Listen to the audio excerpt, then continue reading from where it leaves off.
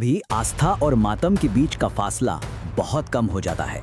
आज हम बात करेंगे आंध्र प्रदेश के काशीबुग्गा मंदिर में हुए एक ऐसे ही दिल दहला देने वाले हादसे की।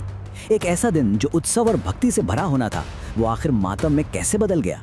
चलिए इस पूरी घटना की तह तक चलते हैं। सबसे पहले वो नंबर जो इस पूरी कहानी का सबसे भारी सच है। 9 जानें चली गईं। ये सिर्फ एक गिनती नहीं है, ये 9 परिवार हैं जिनकी दुनिया उस एक दिन में उजड़ गई। इस हादसे की भयावहता को समझने के लिए शायद ये एक नंबर ही काफी है। जरा सोचिए, आप भीड़ में हैं और कोई कहता है लोग सांस नहीं ले पा रहे थे। ये शब्द एक चश्मदीद के हैं और ये उस खौफनाक मंजर को हमारी आंखों के सामने ले आते हैं। ये सिर्फ एक लाइन नहीं है, ये उस घुटन, उस बेबसी की कहानी है जब भक्ति का सैलाब ही जानलेवा बन गया। तो सवाल ये है कि आखिर ये सब हुआ कैसे? चलिए पता लगाते हैं। तो चलिए सबसे पहले उस मंजर को समझते हैं, एक त्रासदी का मंजर। लेकिन सवाल ये उठता है कि आखिर आस्था का ये सैलाब उमड़ा ही क्यों?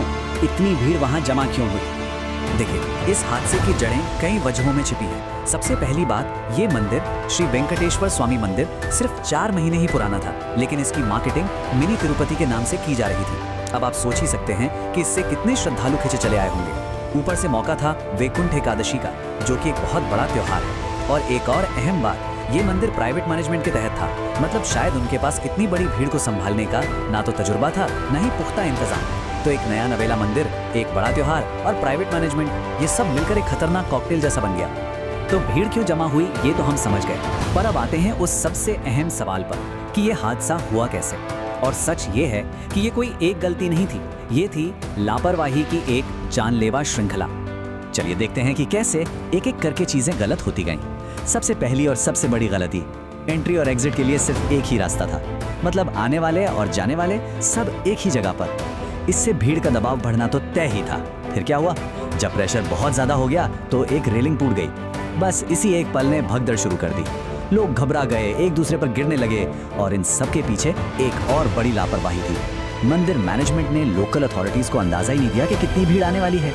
अगर उन्होंने पहले से बताया होता तो क्या पता बेहतर इंतजाम हो सकते थे और यह हादसा टाला जा सकता था। तो ये तो थी हादसे की कहानी। अब देखते हैं हादसे के बाद का सच क्या है। ये जो आंकड़े हैं ना, ये इस हादसे के सबसे दर्दनाक पहलू को दिखाते हैं। जो 9 जाने गईं, उनमें से 8 महिलाएं थीं और एक बच्चा। ये एक कड़वी सच्चाई है कि ऐसी भगदड़ में सबसे ज्यादा कीमत कमजोर लोगों को ही चुकानी पड़ती है, और ये आंकड़े उसी बात की गवाही दे रहे हैं। हादसे के बाद जाहिर है मदद का ऐलान हुआ। केंद्र और राज्य सरकार दोनों ने मिलकर मृतकों के परिवारों को 2-2 लाख रुपए और घायलों को 50,000 रुपए की आर्थिक सहायता देने की घोषणा की। ये मदद यकीनन जरूरी है, पर सवाल वही का वही है, क्या कोई भी रकम किसी की जान की कीमत हो सकती है? ऐसे के अलावा सरकार ने एक्शन लेने की बात भी की। एक हाई लेवल जांच के ऑर्डर दिए गए हैं, और सिर्फ यही नहीं, राज्य के सारे मंदिरों से कहा गया है कि वो अपने क्राउड कंट्रोल के तरीके को फिर से चेक करें। अब उम्मीद बस यही है कि ये सब सिर्फ घोषणाएं बनकर ना रह जाए, बल्कि इनसे जमीन पर कोई ठोस बदलाव भी दिखे। चलिए अब सबसे जरूरी हिस्से पर आते हैं, भविष्य के लिए सबक। आखिर हम ऐसा क्या करें कि इस तरह के हादसे फिर कभी ना हो? तो देखिए, एक्सपर्ट्स जो समाधान बता रहे हैं वो कोई रॉकेट साइंस नहीं है। ये बहुत ही बेसिक और जरूरी बातें हैं। पहली, एंट्री और एग्जिट के गेट अलग अलग हों, बिल्कुल साफ। दूसरी, एक बार में सीमित संख्या में ही लोगों को अंदर जाने दिया जाए। तीसरी, बैरिकेडिंग मजबूत हो, ऐसी जो भीड़ का दबाव सह सके, टूटे नहीं। और चौथी, किसी भी इमरजेंसी के लिए मौके पर मेडिकल टीम तो होनी ही चाहिए। सच कहूं तो ये वो बुनियादी चीजें हैं जो हर बड़े धार्मिक आयोजन में होनी ही चाहिए, इसमें कोई दो राय नहीं है। और आखिर में ये एक सवाल हम सब के लिए है। ये हादसा हमें सोचने पर मजबूर करता है। क्या हमारी आस्था की भीड़ इतनी भारी हो चुकी है कि अब उसकी कीमत जान देकर चुकानी पड़ रही है? उम्मीद यही है कि ये त्रासदी सिर्फ एक और खबर बनकर ना रह जाए, बल्कि एक ऐसा सबक बने जो भविष्य में न जाने कितनी जानें बचा सके।